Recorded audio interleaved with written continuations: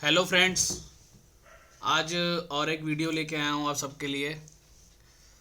अभी जैसे आप देख ही रहे हो, मार्केट में उथल पुथल बहुत हो रखी है और मार्केट का बिहेवियर क्या है वो लोगों को समझ में नहीं आ रहा कि चल क्या रहा है ये।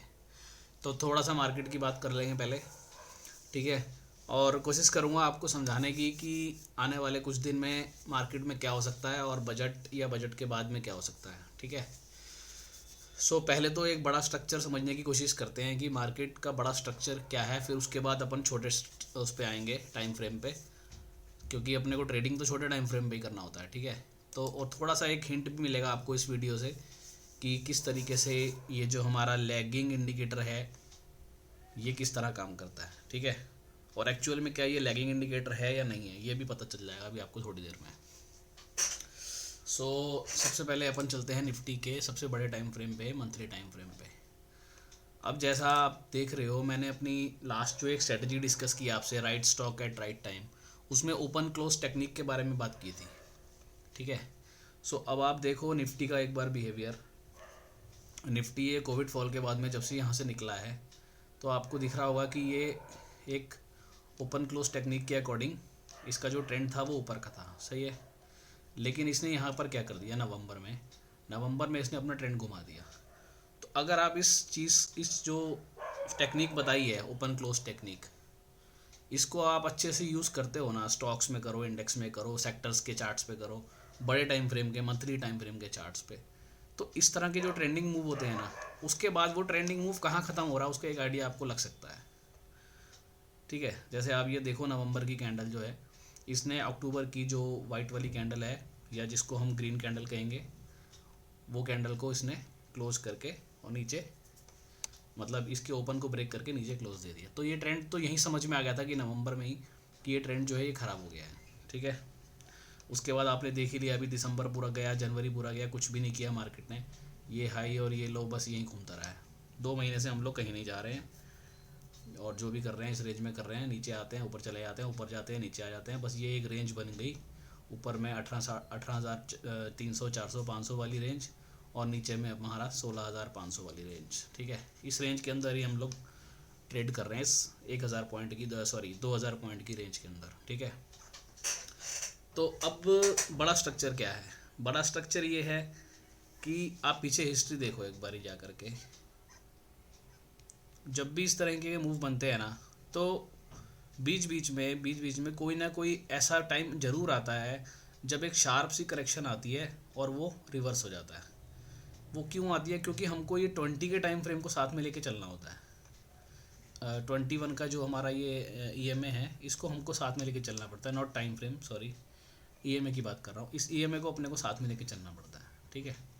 तो आप देख रहे हो, और अभी इस केस में क्या है कि हम लोग 21 का जो हमारा ईएमए से बहुत दूर निकल गए हैं। तो अब यहाँ पर क्या हो रहा है, इस केस में क्या होता है, या तो प्राइस नीचे आता है या एवरेज ऊपर जाती है, दोनों में से एक चीज़ होगी। अब प्राइस यहीं खड़ा हो गया, अब आप देख रहे हो इस वाले मंथ से, सितंबर अक्टूबर से आप देख रहे हो प्राइस वहीं खड़ा हो गया है।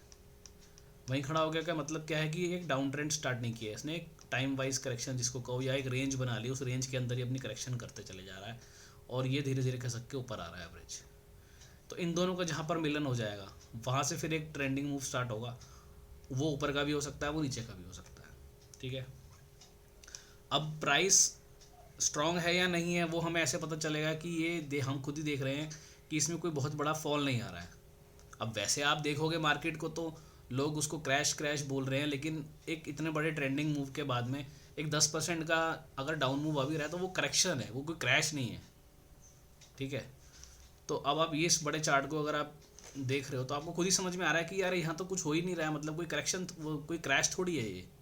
क्रैश तो इसको कहते हैं, ये जो क्रैश हुआ है ये है क्रैश तो, या एक इसको भी आप कह सकते हो, बट ये तो कोई क्रैश नहीं है, ठीक है। ये जस्ट एक करेक्शन चल रही है। तो अब इस करेक्शन के पीरियड में हम क्या कर सकते हैं, या तो हम इसको नीचे आके टच करेंगे, या फिर हम इस तरह से एक रेंज बना लेंगे, थोड़ा नीचे आएंगे थोड़ा ऊपर जाएंगे, यहाँ टाइम पास और 2 4 6 महीने होता रहेगा, और इसको आकर के हम कहीं ना कहीं अचीव कर लेंगे इन दोनों को आपस में, ठीक है। अब चलते हैं थोड़ा सा नीचे के टाइम फ्रेम पे, हम आ गए अब वीकली टाइम फ्रेम पे। अब वीकली में आपने क्या देखा, वही चीज़ देखी कि 21 से प्राइस दूर रहता नहीं है, वो जब भी दूर जाता है तो वहाँ पर एक करेक्शन आ जाती है, वो यहाँ पर आ गई है। ठीक है, अब आ गए हम डेली के टाइम फ्रेम पे। अब डेली के टाइम फ्रेम पे मैं आपको आज एक चीज़ और बताने जा रहा हूँ, शायद मैंने पहले भी किसी वीडियो में बोला होगा ये। जब भी प्राइस अपना ट्रेंड चेंज करता है ऊपर से नीचे की तरफ या नीचे से ऊपर की तरफ, ठीक है, तो उसको जो ये ब्लू वाली लाइन है जो हमारी 200 की मूविंग एवरेज है, इस मूविंग एवरेज पे आकर के थोड़ा वक्त बिताना होता है। अगर वो ऐसा नहीं करता है तो उसको हम ये नहीं मान सकते कि वो ट्रेंड आगे कंटिन्यू करता रहेगा। मतलब अब इसका कोई एक पॉइंट नहीं है कि इसको आप जज नहीं कर सकते कि कितना आगे या कितना पीछे। लेकिन जो ईएमए का सिस्टम है उसके अकॉर्डिंग अगर एक बार वो प्राइस, जैसे ये नीचे का मूव था, अब ये ऊपर का मूव था, अब जब ये ऊपर गया ना तो एक बार अगर ये 200 पे आके टच कर देता है और वहाँ पे कुछ वक्त बिता लेता है, उसके बाद जो मूव चालू करता है तो हम कहते हैं कि यहाँ पर इसकी जो करेक्शन है वो ख़त्म हो गई है।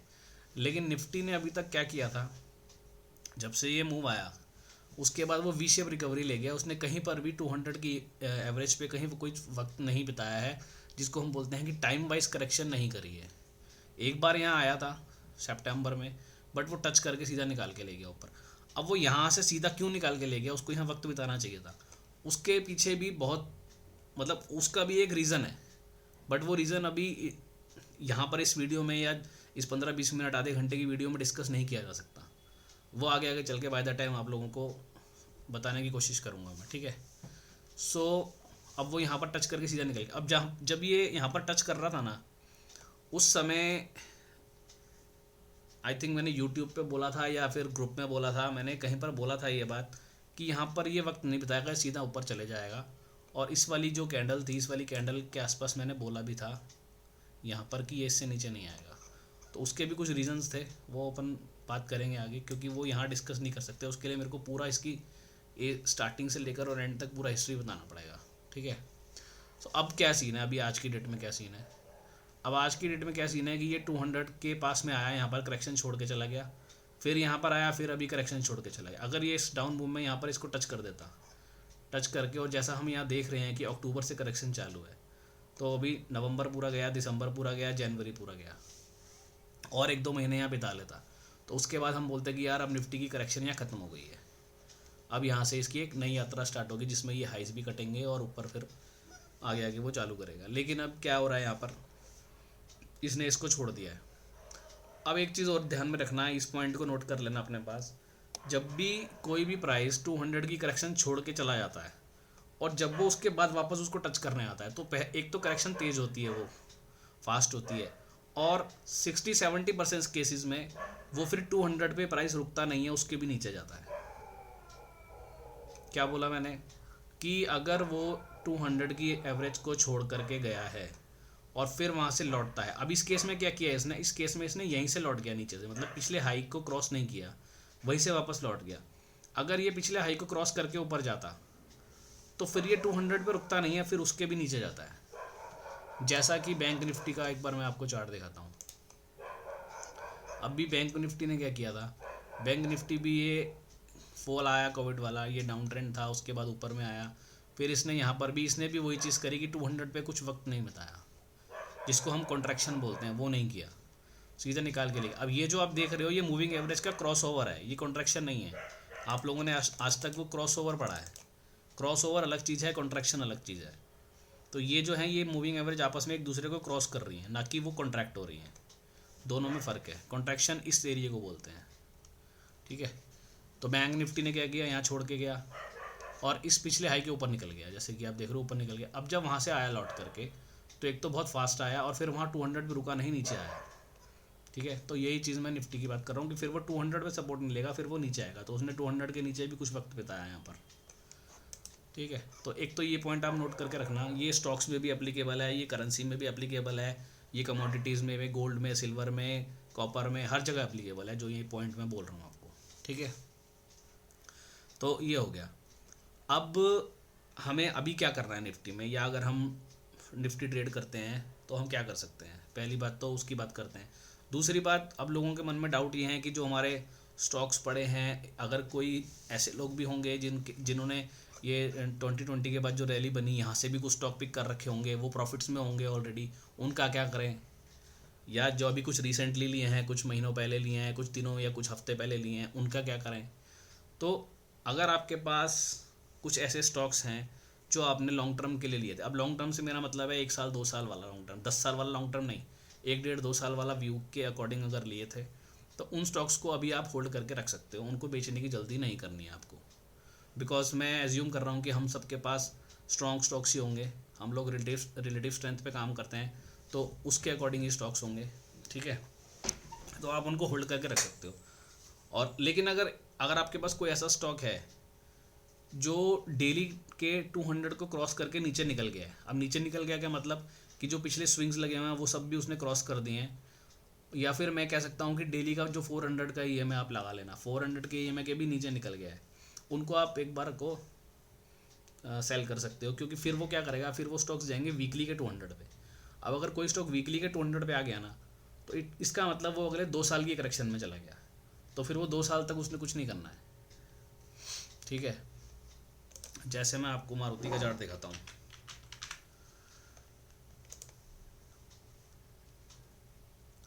अभी मारुति ने क्या किया था, थोड़ा सा पीछे चलते हैं अपन। जैसे ये वाला पीरियड था मारुति का, ये वाला जो पीरियड था, मैं एक बार यहाँ पर एक वर्टिकल लाइन लगा देता हूँ, यहाँ पर एक वर्टिकल लाइन लगाते हैं, और ये अगस्त 2018 का टाइम है, ठीक है? तो अपन चलते हैं एक बार ही अगस्त 2018 में।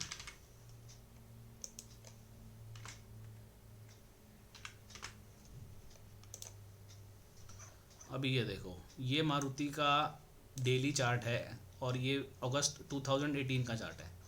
अब ये चार्ट क्या कर रहा था, अब ये जो मैंने अभी अभी एक बात बोली है उसको आप ध्यान से देखना और समझना कि मैं क्या बोल रहा हूँ। समझो कि ये कोविड फॉल है, कोविड फॉल में भी चार्ट ऐसे ही बने हैं। एक सेकंड मैं आपको अच्छे से समझाता हूँ। ये समझो कोविड फॉल है, ठीक है, जो आज का फॉल है। जैसे निफ्टी में मैं बिल्कुल निफ्टी को समझाता हूँ, जैसे ये वाला फॉल आया ना, हम मानते हैं कि ये मारुति का वही वाला फॉल है, ठीक है? उसके बाद ये ऊपर चला गया यहाँ से निकल के। अभी मैंने क्या बोला था आपको कि अगर वो यहाँ से ट्रेंड चेंज करके ऊपर गया है तो उसको 200 पे आ करके थोड़ा वक्त बिताना पड़ेगा। यहाँ आया लेकिन वो एक कैंडल लगा करके निकाल के ले गया ऊपर, चलो जी ठीक है। फिर आया लौट के, फिर यहाँ पर वो 200 को मिस करके चला गया, आप देख रहे हो ये मिस करके गया यहाँ पर, ठीक है? मिस करने का मतलब इसको टच करके नहीं गया, मतलब मैं इतना डीपली इसलिए बता रहा हूँ, कुछ नए लोग होंगे बिल्कुल बिगनर लेवल के, वो समझ ना पाए। तो मिस करना मतलब ये 200 की एवरेज को टच करके नहीं गया था, ठीक है? ये टाइम था हमारा नवंबर 2016 का, चला चला गया जी ऊपर, ठीक है? अब ऊपर गया, ये हाई वाई सब काट दी इसने, ठीक है? अभी जब तक जा रहा है तो अपन इसको कोई दिक्कत नहीं है, इसको अपन रखेंगे क्योंकि आर एस पॉजिटिव स्टॉक्स था, तो अपन इसको रखेंगे, कोई प्रॉब्लम नहीं है, ठीक है जी? चलो चला गया। अब इसको जब करेक्शन यहाँ पर वापस करनी है, नीचे आया, ठीक है? अब ये यहाँ पर फिर वापस छोड़ा क्योंकि 100 के नीचे आया, 200 पे नहीं टच किया, फिर गया, लेकिन अब ये हाई नहीं कटा, तो फिर ये करेक्शन नॉर्मल है। मतलब अगर ये हाई के ऊपर जाके आता तो फिर थोड़ा फास्ट आ सकता था, आ गया। अब यहाँ आ गया 200 पे ये। अब क्या किया इसने, देखो आप, अब इसने 200 पे आके यहाँ वक्त बिताया, यहाँ से लेकर के दिसंबर 17 से लेकर के और उसके बाद 18 तक इसने समझो 1 साल पूरा या 8 9 महीने इसने पूरा इस एरिया में निकाल दिया। इसको हम बोलते हैं टाइम वाइज करेक्शन, इसको हम बोलते हैं कॉन्ट्रैक्शन, इसको हम बोलते हैं संगम एरिया, कि जहाँ पर सारी एवरेजेस आकर के एक जगह पे मिल जाती हैं, that is called Sangam area, ठीक है? अब ये करना ज़रूरी है हर चार्ट के लिए, ठीक है?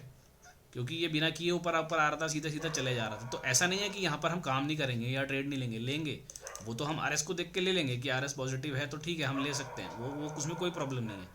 लेकिन इस तरह का एक स्ट्रक्चर बनाना ज़रूरी होता है इसको। और जो मैंने अभी बात बोली कि अगर वो 200 को मिस करके गया है और अब जब वापस वो 200 पे आएगा, तो अगर वो पिछले स्विंग लोस के नीचे निकल गया, जैसे कि ये एक स्विंग लो लगा था इसका, ये इसके नीचे निकल गया, तो इसका मतलब अब ये काम डेली के टाइम फ्रेम पे नहीं कर रहा है। इस तरह के स्ट्रक्चर को आपको होल्ड करके नहीं रखना है, बिल्कुल भी नहीं रखना है। कोई कितना भी बड़ा बोले कि फंडामेंटल अच्छा स्टॉक है, बहुत अच्छी कंपनी है, फंडामेंटल पैरामीटर अच्छे हैं, कुछ भी कोई भी कुछ भी बोलता रहे, लेकिन अगर ये स्ट्रक्चर आपको मिल गया कि वो डेली के 200 पे आया, लगभग 8-9 महीने 1 साल उसने यहाँ टाइम भी बिता लिया, उसके बाद भी अगर वो ये एवरेज काट के लास्ट के स्विंग लोस काट के अगर वो नीचे जा रहा है, उसको नहीं रखना है, क्योंकि अब वो डेली के ऊपर काम नहीं करेगा। अब वो कहाँ जाएगा, डेली को तोड़ करके अब वो चला जाएगा वीकली के 200 पे, समझे आप। और अब उसके बाद फॉल का आप साइज देख लो, फॉल का मोमेंटम देख लो, कितना फास्ट मोमेंटम से नीचे आया ये एरियाज होते हैं जहाँ पे ये डिसाइड होता है कि स्टॉक को कहाँ जाना है। ठीक है, आ गया भाई साहब नीचे। अब मैं वापस वीकली पे आ जाता हूँ। अब ये आ गया वीकली के 200 पे। अब ये करेक्शन चालू कहाँ से हुई थी, दिसंबर 2017 से। अब आप देखो ये करेक्शन कितना लंबा चल गया। ये आ गया वीकली के 200 पे, डेली का 200 ब्रेक करके ये वाला स्विंग लो मैंने अभी दिखाया था, ये काटा, नीचे आया, वीकली के 200 पे काम किया इसने। अब वही बात हो गई 2018 जनवरी से भी मैं इसकी करेक्शन मानता हूँ, और आज क्या चल रहा है, ये 2000 जनवरी 22, 3 साल। ये 3 साल की इसकी करेक्शन कंप्लीट हो चुकी है। क्योंकि डेली की करेक्शन वो स्टॉक्स जो करते हैं उसमें मिनिमम 6 महीने, मैक्सिमम 1 साल भी लग सकता है। और अगर वो डेली 200 काट के नीचे आ गया, यानी कि वीकली के टाइम फ्रेम पे आ गया, यानी कि इस वीकली के 200 पे आ गया, तो वो स्टॉक अगले 2 साल के लिए गया मिनिमम। उससे ज़्यादा भी जा सकता है, मिनिमम 2 साल बोल रहा हूँ। तो अभी आपने देखा कि मारुति अगले 3 साल के लिए गया। अब इस 3 साल में इसने कुछ भी नहीं किया, लेकिन अब यहाँ से ये करेक्शन कंप्लीट करके ये भाई साहब चल रहे हैं ऊपर। और यही मैंने लास्ट 1 महीना शायद हुआ होगा, 1 महीने पहले, जो लोग टेलीग्राम पे मुझे फॉलो नहीं करते हैं, तो सॉरी ट्रेडिंग व्यू पे फॉलो नहीं करते हैं, वो कर सकते हैं। वहाँ पर मैंने मारुति का चार्ट भी पोस्ट किया था, और अगले 3 साल का व्यू भी बहुत अच्छा दिया था। वो इसीलिए दिया था क्योंकि मुझे समझ में आ गया था कि अब इसकी जो करेक्शन है ये कंप्लीट हो चुकी है। तो अब आप देखो कि वो वीकली पे आ करके, और यहाँ से जो जिस पॉइंट से उसने यहाँ पर लो काट के नीचे आ गया था, स्विंग लो काट करके, ये ट्रेंड लाइन मैंने लगा दी, उसके ऊपर निकल गया है। और वीकली क्लोजिंग भी, अब कल लास्ट डे है, फ्राइडे है, तो वीकली क्लोजिंग भी इसके ऊपर आ रही है। इट मीन्स कि मारुति की करेक्शन अब यहाँ से ख़त्म हो चुकी है। अब यहाँ पे मारुति को बाय करने का टाइम है। लेकिन लोग क्या करते हैं कि जैसे अब इस वाले मोमेंटम को देख के बहुत लोग यहाँ फंस गए होंगे कहीं ना कहीं इस पीरियड में, और आप में से भी बहुत से लोग ऐसे हो सकते हैं जिनके पास पिछले 3 साल से मारुति पड़ा हुआ है, बट अब उनका प्राइस आएगा तो वो बेच देंगे। लेकिन अब बेचने का टाइम नहीं है इसको, अब इसको लेने का टाइम है। क्योंकि अब ये वीकली टाइम फ्रेम की अपनी करेक्शन ख़त्म करके अब ये निकल रहे हैं भाई साहब बाहर। और होगा क्या, अभी लोग टाटा मोटर में फंस जाएंगे। टाटा मोटर की तेज़ी देखी, अभी टाटा मोटर का एक बार चार्ट लगाते हैं।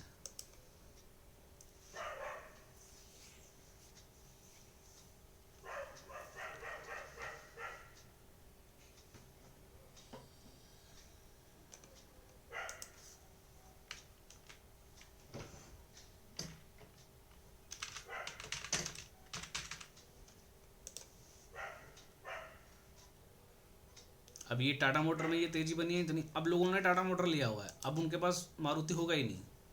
ठीक है, और अब टाटा मोटर क्या करेंगे ये भाई साहब, अब ये टाटा मोटर देखो, वही स्ट्रक्चर था जो मैंने अभी मारुति में आपको दिखाया था, ये निकल गया ऊपर, इसको यहाँ पे इसने कॉन्ट्रैक्शन कर लिया। और अब हो सकता है कि टाटा मोटर कुछ समय के लिए कंसोलिडेशन में चला जाए, या हो सकता है कि जैसे अब ये 4 आवर के 200 पे एक बार को यहाँ पर लौट के आए। ठीक है, उसके बाद देखेंगे ऊपर जाता है नीचे जाता है।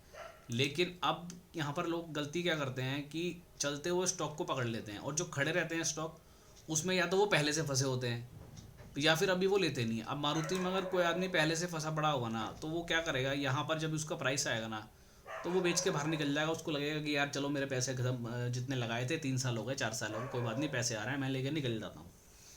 मैक्सिमम लोग ये गलती करते हैं कि जब उनका प्राइस आता है वो निकल जाते हैं, पैसे फंसे रहेंगे, 5 साल 10 साल तक स्टॉक पड़ा रहेगा, लेकिन जो जैसी रेट आया वो लेके निकल जाएंगे। लेकिन आपको ये, उनको ये सिस्टम ही नहीं पता कि यार अब तो मारुति को लेने का टाइम है, बेचने का टाइम नहीं है। मार्केट में कोई ऐसा नहीं है कि आपका पैसे देने थोड़ी आया वापस वो आपको। अगर वो आपके प्राइस के ऊपर आ गया अगले 3 साल बाद, तो इसका मतलब अब वो आपके प्राइस पे रुकेगा नहीं, अब वो वहाँ से भी ऊपर जाएगा।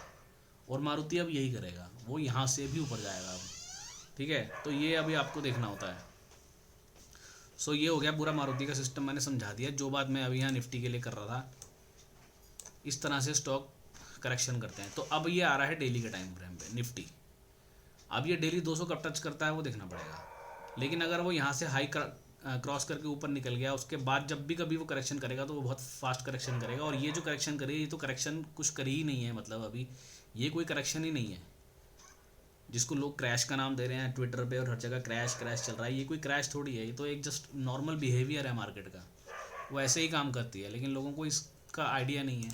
ठीक है, सो अभी जैसे हमने टाटा मोटर की बात करी, अब टाटा मोटर को आप देखो, अब ये टाटा मोटर का स्टॉक यहाँ से करेक्शन कर रहा है फरवरी 2015 से, अब अपने इस हाई के पास में आ गया है। अगर ये इस हाई को नहीं निकालता है तो ये एक बार फिर नीचे आएगा, अगर इस हाई को नहीं निकालता है ये तो ये एक बार फिर नीचे आएगा। एक बार वीकली देखते हैं इसका।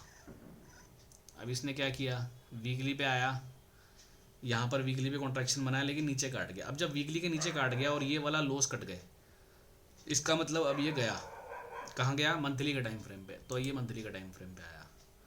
ठीक है, हालांकि ये तो मंथली पे भी नहीं रुका, बट अगर मंथली के भी 200 के नीचे आ गया फिर तो वो स्टॉक को अपने को देखना ही नहीं है। मंथली 200 हमारा लास्ट है, तो मंथली 200 भी गया तो इसको देखना ही नहीं है। लेकिन अब इसमें एक अच्छी चीज़ क्या हो रही है कि वापस मंथली 200 के ऊपर आ गया है। ठीक है, तो अब ये हाइज अगर नहीं कटते तो ये एक बार फिर नीचे आएगा, और जिसकी पॉसिबिलिटी मेरे को ज़्यादा लग रही है नीचे आने की इसके, क्योंकि अब यहाँ से इसको मारुति को चलना ऊपर और लोग यहाँ पे टाटा मोटर में ट्रैप होंगे अब।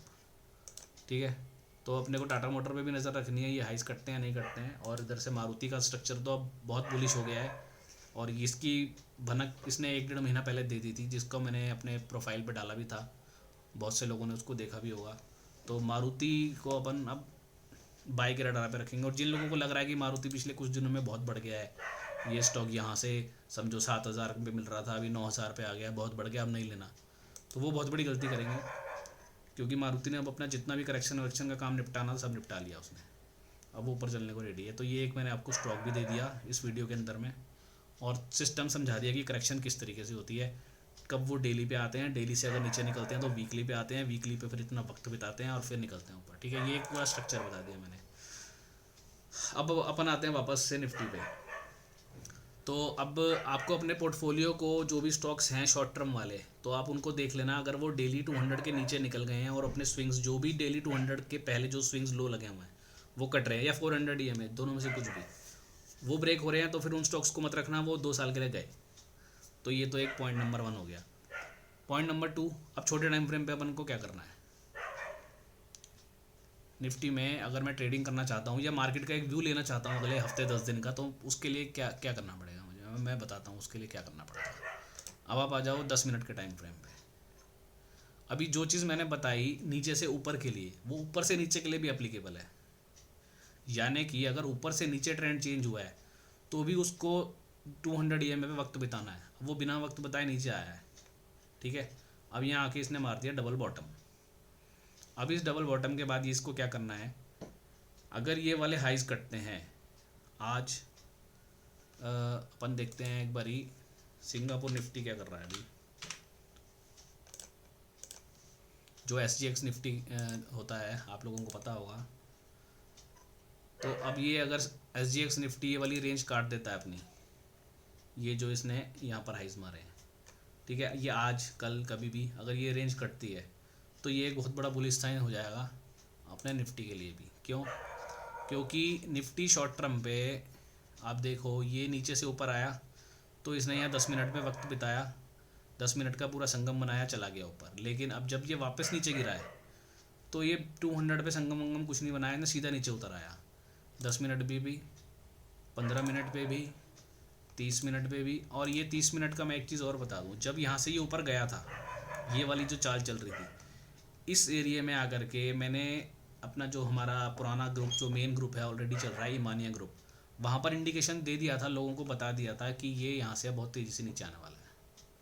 और ये भी बोला था कि अब जब ये नीचे आएगा तो बहुत तेज़ी से आएगा।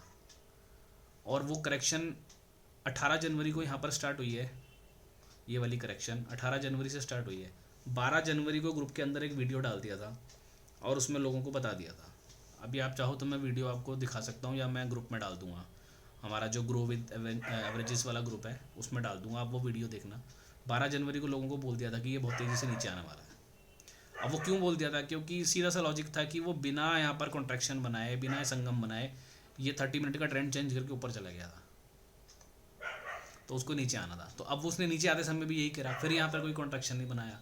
अब ये क्यों किया उसने, क्योंकि बजट से पहले इस तरह की वॉलेटिलिटी रहती है मार्केट में, तो उसके चक्कर में इसने क्या करा, या ना यहाँ संगम बनाया ना यहाँ संगम बनाया, यहाँ आ गया। तो 30 मिनट पे भी इसको वापस 200 पे आना है। अभी इसको आवरली पे भी सेम उसने वही किया, बिना संगम बनाए ऊपर गया, बिना संगम बनाए नीचे आया। तो आवरली पे भी उसको 200 EMA पे आना है, 2 आवर पे भी इसने यही किया हुआ है। तो सब टाइम फ्रेम पे उसने एक संगम मिसिंग है यहाँ पर। तो अब मार्केट क्या कर सकती है, अब जैसे बजट से पहले कल एक लास्ट दिन आई थिंक फ्राइडे को, और उस दौरान अगर ये वाला हाइस कटते हैं कल या मंडे को, कभी भी ये वाले हाइस कटते हैं, तो आप ये निश्चिंत हो जाना कि अब यहाँ से निफ्टी सभी टाइम फ्रेम के 200 पे आने को रेडी है, जो कि लेवल आ रहा है अराउंड 17,600 के आसपास। ठीक है, अब मैं आपको दिखाता हूँ, ये देखो 200 का भी यहीं आ रहा है 17,600 के आसपास, ये वाला एरिया। मतलब ये वाला जो एरिया है ना, इस एरिया में मार्केट आने को रेडी है अगर ये हाइस ब्रेक हो जाते हैं, तो जिसकी पॉसिबिलिटी बहुत ज़्यादा लग रही है। बाकी देखेंगे आगे चल के, क्योंकि यहाँ इसने एक अच्छा सा स्ट्रक्चर बना दिया है। ठीक है, अब या तो ये क्या करेगा, या तो ये 17,600 पे पहले आएगा, यानी कि ये वाले जो हाइज लगे ना, ये सेंटर में ये जो हाइज लगा था ये वाला, इस हाई तक मार्केट आने को रेडी है। और ये हो सकता है अगले 2-3 दिन में आ जाए। उसका फर्स्ट इंडिकेशन हमारे को कैसे मिल जाएगा, जब भी ये ट्रेंड चेंज करेगा अपना। जैसे अभी ये डाउन ट्रेंड है, तो अब यहाँ डबल बॉटम लग गई है, अब ये वाले हाइज अगर ब्रेक होते हैं तो पूरा ट्रेंड चेंज हो जाएगा ये। फिर उसके बाद आप समझ जाना कि ये 17,300 के ऊपर अगर निफ्टी सस्टेन कर गया या 17,300 के ऊपर क्लोज दे दिया, तो फिर ये खींच के ले जाएंगे ऊपर। और अगर यहाँ से अब ये ऊपर जाएगा तो बहुत तेज़ी से ऊपर जाएगा। ठीक है, सो ये वाला लेवल अपने को वॉच करना है 17,300 वाला। और फिर उसके बाद में अगला पड़ाव इसका 17,600 650, मतलब ये 300 350 का मूव बहुत तेज़ी से आएगा ऊपर की तरफ अगर 17,300 क्रॉस होता है तो। ये तो हो गया शॉर्ट टर्म का। उसके बाद अपने को देखना है कि ये वाले एरियाज़ कटते हैं नहीं कटते हैं, ये वाले एरियाज़। ठीक है, 17,600 650 अगर आ गया, और बजट में अगर, क्योंकि बजट इस बार अच्छा आना है, ये तो आई थिंक सबको पता ही है, बिकॉज अभी 4th टर्म है उनका, 4th ईयर है, नेक्स्ट 5th बजट होगा गवर्नमेंट का। तो ये बजट थोड़ा अच्छा दिखाने का वो कोशिश करेंगे और दिखाएंगे भी। ठीक है, तो बजट तो अच्छा आएगा। अब उसमें बैंक निफ्टी के जिस तरीके से PSU बैंक्स चल रहे हैं या उनके स्ट्रक्चर बन गए हैं, तो वो लग रहा है कि कुछ बढ़िया आने वाला है इस समय बजट के अंदर में। तो ये निकाल के लेके ऊपर, तो उसके बाद अगर ये हाई भी क्रॉस हो गए यहाँ से, तो फिर वो बहुत तेज़ी से नीचे आएगा यहाँ पर। क्यों, क्योंकि उसका 200 पेंडिंग है। तो अगर मार्केट इसी फॉल के अंदर में या बजट के बाद में ये 200 को टच कर देती है, तो ये निफ्टी के लिए, ओवरऑल मार्केट के लिए अच्छा रहेगा। अगर ऐसा नहीं करती है और ये हाई काटने के बाद वापस पलटती है कहीं से, तो फिर वो बहुत तेज़ी से पलटेगी। बट ये भी हो सकता है कि 18,600 क्रॉस करने के बाद में वो काफ़ी ऊपर चली जाए। ऐसा नहीं है कि 18,600 पार किया और 18,800 से ही वापस पलट जाएगी। 19,000 20,000 कहीं भी जा सकती है। उस केस में ये 200 के में यहाँ नहीं रहेगा, वो भी उठ के यहाँ पे आ सकता है, ऐसा भी हो सकता है। बट अपने को शॉर्ट टर्म के हिसाब से काम करना है। तो शॉर्ट टर्म के हिसाब से यही है कि आपने अभी आपको सिर्फ इतना देखना है कि 17,300 का लेवल कल कटता है नहीं कटता है। ये कट गया तो आप समझो कि फिर तो यहाँ 17,600 650 तो हम आ ही रहे हैं, वो तो फिर आ ही रहे हैं हम। ठीक है, और स्टॉक्स का मैंने आपको बता दिया। जो भी स्टॉक्स डेली के 400 EMA के नीचे जा रहे हैं उनको नमस्ते कर दो, और कुछ ऐसे स्टॉक है जो नहीं जा रहे हैं उनको रख लो। क्योंकि बहुत सारे स्टॉक्स ने क्या किया है, मैं आपको ना चार्ट दिखाता हूँ कुछ स्टॉक्स के। बहुत सारे स्टॉक्स ने ये किया है, जब वो अपना कोविड वाला फॉल आया था ना, उसके बाद जब ऊपर आए थे ना, तो 200 को टच करके नहीं आए थे काफ़ी सारे स्ट्रॉन्ग स्टॉक्स। अब वो 200 को टच करने जा रहे हैं नीचे, तो इसलिए लोगों को लग रहा है कि यार बहुत गिरावट आ रही है, पता नहीं स्टॉक रखे हैं नहीं रखे हैं, निकल जाएँ। लेकिन उनको सिस्टम नहीं बताई। अब जैसे ये GNFC का स्टॉक ही था, ये यहाँ से ऊपर आया, इसने 200 को सिर्फ यहाँ एक बार टच किया है, उसके बाद इसने कहीं पर भी टच नहीं किया। यहाँ पर भी देखो, यहाँ आया बिल्कुल पास में और इसने इसको टच नहीं किया, छोड़ के गए। तो अब ये जैसे 200 की EMA पे आएगा। इस तरह के स्ट्रक्चर के बहुत सारे स्टॉक हैं, इवन बहुत स्ट्रॉन्ग स्टॉक्स भी हैं। अब हमें लग रहा है ना कि बहुत स्ट्रॉन्ग स्टॉक्स भी टूट रहे हैं, दीपक नाइट्रेट वगैरह। ये देखो, अब दीपक नाइट्रेट ने क्या किया है मैं आपको दिखाता हूँ। यहाँ से गया, ये कोविड वाला फॉल था, यहाँ से ऊपर चला गया, उसके बाद एक बार भी 200 पे आया ही नहीं, कहीं इसने संगम वाला एरिया बनाया नहीं। अब ये देखो, ये भी स्टॉक यहाँ से 200 की मिस करके गया था, ये मिस करके गया। अब क्या किया इसने, ये तेज़ी से नीचे आया ना, ये जो फॉल आया, ये करेक्शन ख़त्म करने आया बस, और कुछ नहीं करने आया। ये कंपनी ख़राब नहीं हो गई है। अब अगर इस तरह के स्ट्रक्चर वाले स्टॉक आपके पास हैं और आप यहीं कहीं फंसे हो इनमें, मानो दीपक नाइट्रेट है, इसमें कोई आदमी फंसा हुआ है 2,800 पे, तो उसको घबराने की ज़रूरत नहीं है। वो यहाँ करेक्शन अपनी पूरी करना है, दैट्स इट। यहाँ करेक्शन पूरी करेगा। अब ये प्राइस वाइज करेक्शन हो गई, थोड़ा और नीचे आ सकता है, समझो ये जो लोज लगा हुआ है यहाँ तक भी आ सकता है, इस एरिया तक भी आ सकता है, 2000 रुपये तक, वहाँ तक भी आ सकता है, ठीक है। तो अगर वो 2000 तक भी आता है, 1980 1990 कहीं पे भी आता है, तो घबराने की ज़रूरत नहीं है, स्टॉक में कोई ख़राबी नहीं हुई है, वो अपनी करेक्शन कर रहा है बस। और अगर वहाँ से भी नीचे निकल जाता है, या 400 EMA अगर हम इस पर प्लॉट कर दें, और अगर 400 की EMA को भी ब्रेक करके नीचे निकल जाता है, तो फिर इसका मतलब इसकी कहानी अब ख़राब है, ठीक है।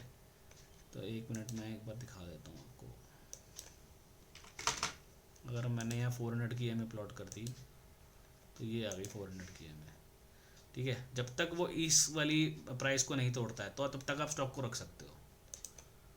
या फिर जो स्विंग्स लोज होते हैं, जो डेली के 200 के नीचे स्विंग, अब इस केस में तो डेली के 200 के नीचे कोई स्विंग लो लगा नहीं है, लेकिन अगर कोई स्ट्रक्चर आपको ऐसे दिखते हैं जो डेली के नीचे यहाँ स्विंग लोज मार रखे हैं, अगर वो लो ब्रेक कर देते हैं, तो वो फिर आपका फाइनल स्टॉप लॉस है। फिर उसके बाद उस स्टॉक को मत रखना, क्योंकि फिर वो डेली पे काम करना, उसका मतलब डेली पे जो वो काम कर रहा था इतने समय से, फिर उसका पूरा टाइम फ्रेम ही चेंज हो गया, फिर अब वो वीकली पे चला जाएगा, समझे। अब वीकली का 200 कहाँ आ रहा है, 1100-1200 रुपये, और यहाँ आने का मतलब क्या है कि 2 साल फिर ये चलेगा नहीं।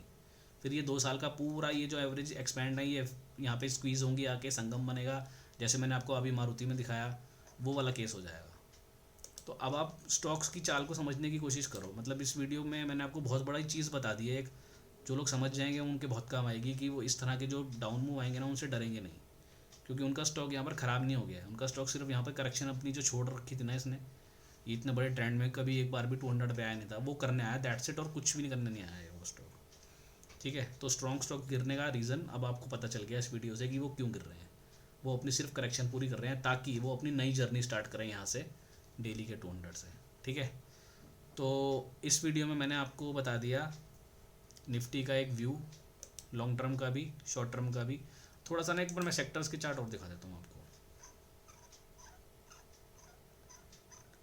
थोड़ा उसका भी एक बार हम जजमेंट ले लेते हैं कि सेक्टर्स क्या कर रहे हैं।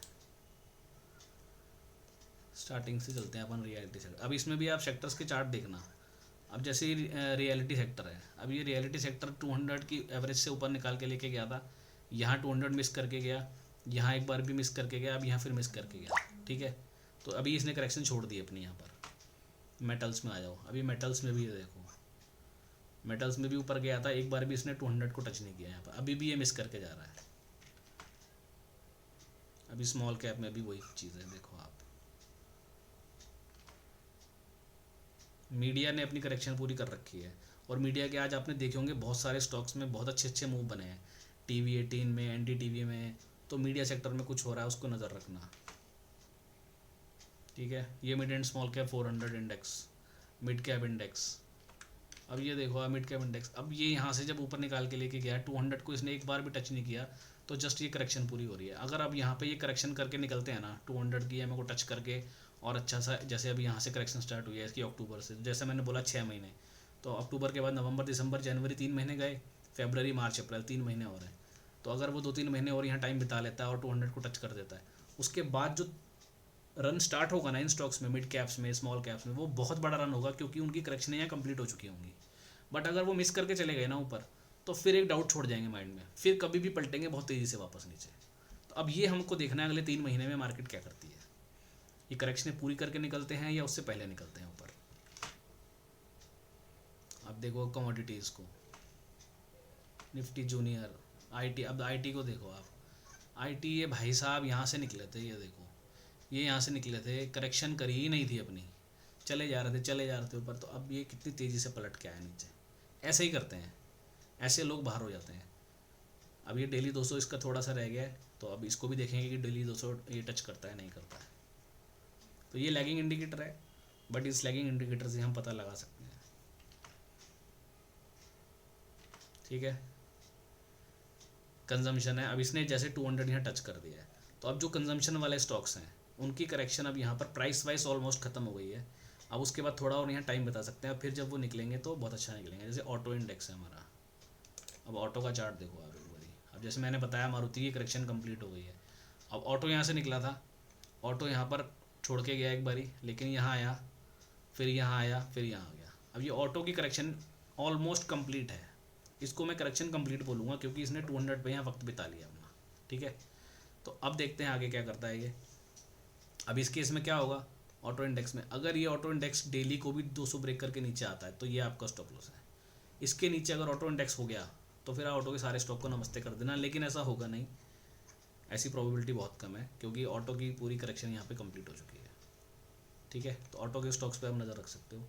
बाकी जो सेक्टर्स हैं वो अभी थोड़ा सा डाउटफुल केस हैं क्योंकि सबकी करेक्शनें छोटी हुई हैं यहाँ पर। ऑयल एंड गैस, मेटल्स, ये सब ना, ये देखो ये भी छोटी हुई है करेक्शन। अब ये ऑयल एंड गैस इंडेक्स है BSE का, यहाँ छोड़ के गया, यहाँ छोड़ के गया, यहाँ छोड़ के गया, अब वापस नीचे आ रहा है।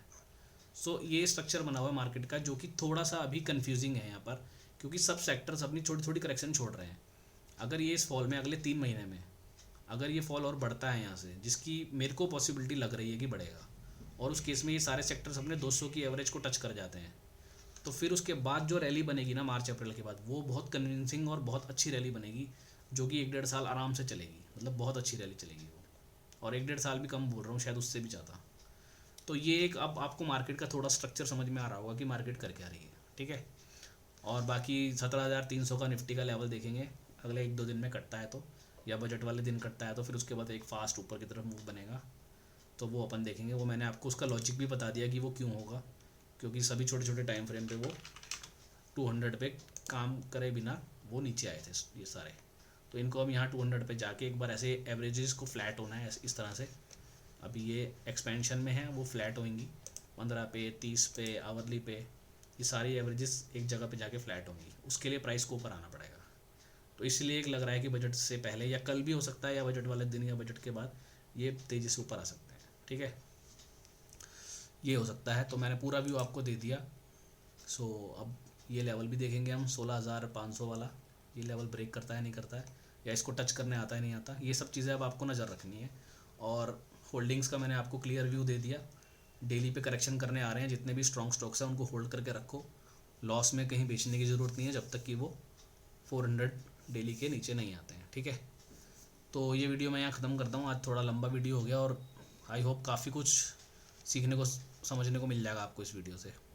ठीक है, तो अब आगे से मैं क्या करूँगा, जो भी मेरे स्कैनर्स हैं जो आप लोगों के पास हैं, उन हर स्कैनर को ले करके एक एक वीडियो बना करके डाल दूँगा कि सब स्कैनर्स को किस तरह यूज़ करना है। कुछ वीकेंड पे चलाने वाले स्कैनर हैं, कुछ डेली चलाने वाले स्कैनर हैं, कुछ मीडियम टर्म लोग जो इन्वेस्टमेंट करते हैं उनके लिए कौन सा स्कैनर बढ़िया है, बहुत शॉर्ट टर्म वालों के लिए कौन सा स्कैनर बढ़िया है, या जो वीकली बेसिस पे बैठ के मार्केट देखते हैं, किसी प्रोफेशन में है, जॉब में है, समय नहीं मिल पाता है, तो वीकेंड पे उनको कौन सा स्कैनर चलाना चाहिए।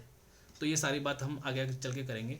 एक एक स्कैनर ले लिया करेंगे और वो हर वीडियो में एक एक स्कैनर को डिस्कस कर लिया करेंगे।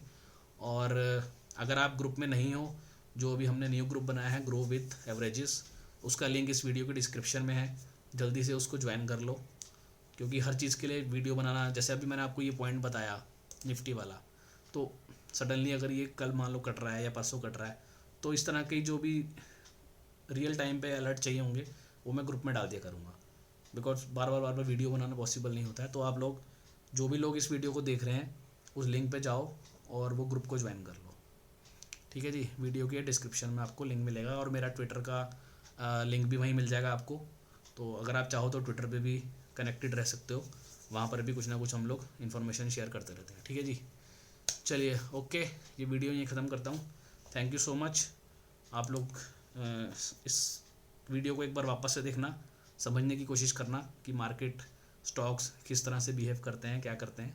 फिर आगे आगे अपन अपने स्कैनर्स की भी बात करेंगे। ठीक है जी, okay, thank you so much, bye bye, good night.